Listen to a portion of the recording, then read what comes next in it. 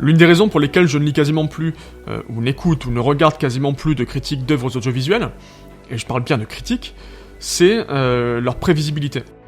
Mais je suis quelqu'un de curieux, j'aime bien me tenir au courant de ce qui se fait dans le domaine, donc parfois je vais voir ce qui se dit à propos d'un film ou d'une série que je viens de voir, que ce soit sur YouTube, dans la presse spé, les podcasts, etc. Et normalement vous voyez où je vais en venir. C'est ce que j'ai fait avec Undown, même si j'étais à peu près sûr qu'on citerait Richard Linklater à outrance, et surtout qu'on se demanderait pourquoi le choix de la rotoscopie, voire pire, de l'animation elle-même. Et évidemment, ça n'a pas manqué. Personne ne se demande pourquoi un film live n'a pas fait le choix de l'animation. Mais étonnamment, le contraire n'est pas vrai, et sitôt que le sujet du film se montre plus adulte, plus sérieux que la moyenne, on va questionner l'animation comme si ce n'était pas un choix qui coulait de source, ou alors on va la justifier à l'aune de la thune qu'elle permettrait prétendument d'économiser par rapport aux prises de vue réelles. Comme si elle ne portait pas en elle-même son propre sens, comme si elle dépendait d'une hiérarchie qui jouerait forcément en sa défaveur. Et à chaque fois je repense à cette interview de Hiroyuki Okura, à qui on demandait systématiquement à l'époque de la sortie du film pourquoi il n'avait pas fait Jinro en live. Et sa réponse était bien sûr que s'il l'avait fait en live, Jinro aurait été un autre Jinro. Vous savez, c'est un peu comme les neuneux qui viennent vous dire très sérieusement un truc du genre si c'était James Cameron qui avait réalisé Annabelle 3, Annabelle 4, Annabelle 18, peu importe, t'aurais adoré. En oubliant que par conséquent, le film n'aurait rien eu à voir avec celui qui existe actuellement. Il y a toujours cette méprise en 2019 qu'un même scénario donné à tel ou tel réalisateur, ou conçu en prise de vue réelle ou en animation, aboutirait exactement au même film, au même ressenti, au même sens, etc. C'est évidemment faux. Undown est donc Undone parce qu'elle est une série d'animation en rotoscopie, point. L'important n'est donc pas de s'interroger sur l'amont, c'est-à-dire sur pourquoi la rotoscopie plutôt que le live ou plutôt qu'autre chose, mais d'en questionner l'aval, autrement dit les effets qu'elle produit sur le spectateur. Et ça c'est une nuance mince, mais fondamentale, et qui permettra peut-être enfin qu'on arrête de prendre l'animation pour le parent pauvre du cinéma live. I'm so bored of living. I wake up every morning in the same bed, I get dressed, and I eat the same breakfast and then take the same commute to work. I'm 28 years old and I'm terrified this is all there is. Bonjour les gens, aujourd'hui on parle donc très rapidement d'Undown, une série visible chez Amazon Prime Video, et créée par Raphaël Bob Waksberg et Kate Purdy, plus connus pour être à l'origine d'une autre série d'animation absolument géniale, j'ai nommé BoJack Horseman. Et pour faire bref, ça raconte l'histoire d'Alma, une jeune femme plongée dans un quotidien ennuyeux et répétitif, et qui, suite à un accident de la route, va se voir dotée du pouvoir de vivre de manière non linéaire, ce qui est une manière plus soyeuse de dire qu'elle voyage dans le temps, en fait. Elle pourra au passage converser avec son père décédé, lequel va lui demander de l'aider à élucider le mystère de sa mort en remontant dans le passé. Et c'est là que j'en reviens à la rotoscopie et à des effets ressentis dès les premières secondes de la série. Alors pour rappel, la rotoscopie c'est une technique qui consiste à créer l'animation à partir d'images filmées, c'est-à-dire qu'on va décalquer en quelque sorte, image par image, le jeu d'acteur de vrais comédiens. Et contrairement à ce que vous pourrez lire ou entendre dans 99% des contenus consacrés à Undown, il n'y a pas que Richard Linklater qui s'y soit essayé. Alors certes, les autres sont des petits gars pas très connus, je le concède, comme Walt Disney, Lev Atamanov ou Ralph Bakshi, mais si ça se trouve on a changé de dimension et ces trois-là n'ont jamais existé, on sait pas. Et c'est sans citer des exemples plus récents que Scanner Darkly, comme Aku no Hana ou Anna et Alice mènent l'enquête. Mais bref, ce qu'il faut comprendre, c'est que la rotoscopie peut donner lieu à un résultat hybride, où l'identité visuelle globale de dessin animé va se mêler à la sensation de réel que dégagent les personnages. L'animation traditionnelle a ses propres méthodes d'évocation. Quand bien même on n'a aucun mal à croire en des personnages animés, leurs mouvements ne sont pour la majorité pas naturels. Ce sont des gestes caricaturaux, limités ou au contraire exagérés, mais que l'on assimile sans problème du fait même de leur nature de dessin. La rotoscopie peut produire l'effet inverse. Instinctivement, les dessins ne seront plus perçus comme tels parce que trop humains, du fait de leur fluidité et de mouvements inutiles. Il y a une distanciation qui peut se créer, en tout cas dans les œuvres ancrées dans notre quotidien par exemple, parce que c'est pareil, la rotoscopie c'est pas un genre, c'est une technique, qui n'a donc pas le même effet selon la manière dont elle est employée. Les effets produits par Undown ou Aku no Hana n'ont rien à voir avec ceux produits dans La Reine des Neiges ou dans Fire and Ice par exemple. La Reine des Neiges d'Atamanov, pas... Visuellement, Undown est une œuvre extrêmement stylisée. La rotoscopie proprement dite s'ajoute de l'animation 2D, de l'animation 3D, des peintures à l'huile, des décors en aquarelle, etc. Et cette somme de techniques va aboutir à une identité visuelle originale et déstabilisante parce qu'inhabituelle. Une sorte de réel fantasmé où se conjuguent différentes sensations contradictoires, bref, un filtre posé sur le réel, une inquiétante étrangeté qui nous fait percevoir le monde différemment. Et c'est l'essence même du cinéma, la représentation.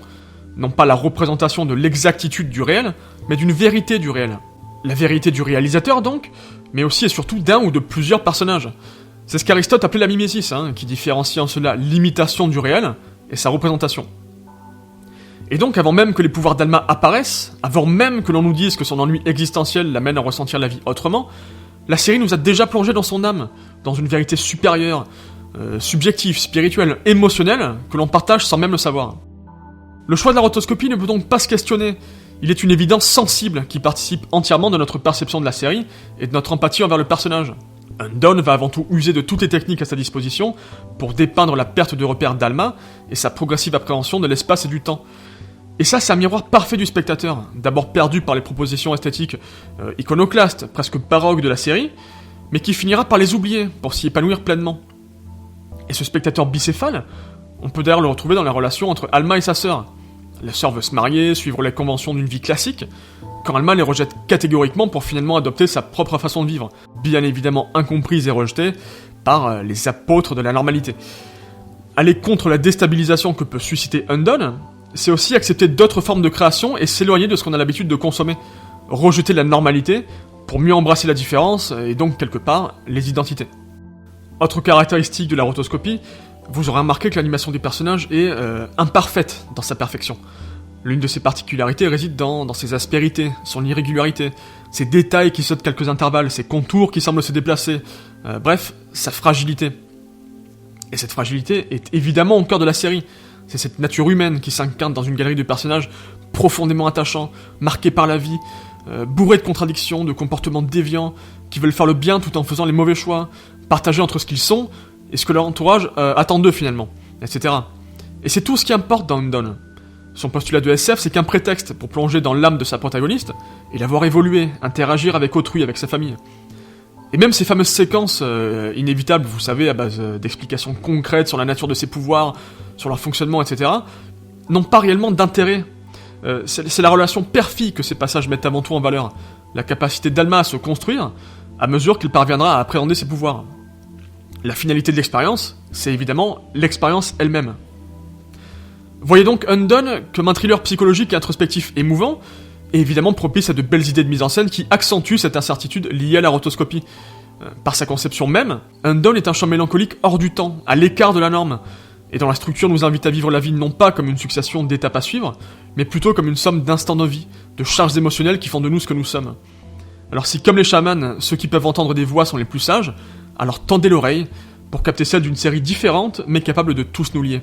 Of course. The only one in my family who believes in me is the dead one. For now.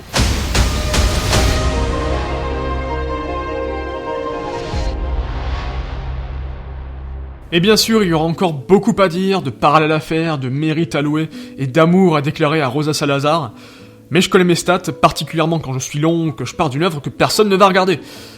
J'ai donc juste voulu revenir très rapidement sur la rotoscopie, histoire de vous pousser à regarder la série, sans trop vous en dire à son sujet. D'ailleurs, j'ai décidé de tenter plus de vidéos de ce genre, c'est-à-dire avec un seul angle, histoire de faire court, tout en continuant à vous proposer des vidéos. J'aime bien passer 150 heures sur le montage de mes animas, mais bon, voilà. Donc oui, dites-moi si ce genre de format court vous tente, c'est quelque chose que je pense tenter plus ou moins régulièrement, et en ce qui concerne le choix d'un format purement audio, je vous en parle dans la description. Je rajoute au passage quelques recommandations, parce que j'aime beaucoup les recommandations, plus ou moins en lien avec l'actu. BoJack Horseman d'abord, évidemment, qui partage beaucoup de choses avec Undone, j'y reviendrai peut-être un jour, mais si vous ne l'avez pas déjà fait, tentez le coup, c'est cynique, désenchanté et dépressif, mais c'est surtout extrêmement touchant et extrêmement drôle. Puis en plus, la saison 6 arrive très prochainement, donc vraiment n'hésitez pas. Côté rotoscopie, je vous propose La Fleur écarlate, qui est un court-métrage de Lev Atamanov, encore une fois, aussi classique dans le fond qu'il est sublime dans la forme, avec son histoire façon La Belle et la Bête, dans des décors absolument somptueux. Ça dure qu'une 40aine de minutes, il me semble, donc vous n'avez aucune excuse, matez-le, ça vaut vraiment le coup. Et enfin, côté YouTube, courez voir la vidéo du Nerdwriter sur Toy Story 4, qui parle en seulement 5 minutes de la photographie du film, de certains choix d'objectifs, ou de l'utilisation de la demi-bonnette, et de tout ce que ça peut impliquer sur le ressenti du spectateur. Comme d'hab avec lui, c'est passionnant, c'est érudit, et surtout ça fout la honte à la quasi-totalité des youtubeurs ciné qui l'ouvrent pendant des plombes pour ne rien dire, et qui ne parlent finalement que de leur tronche.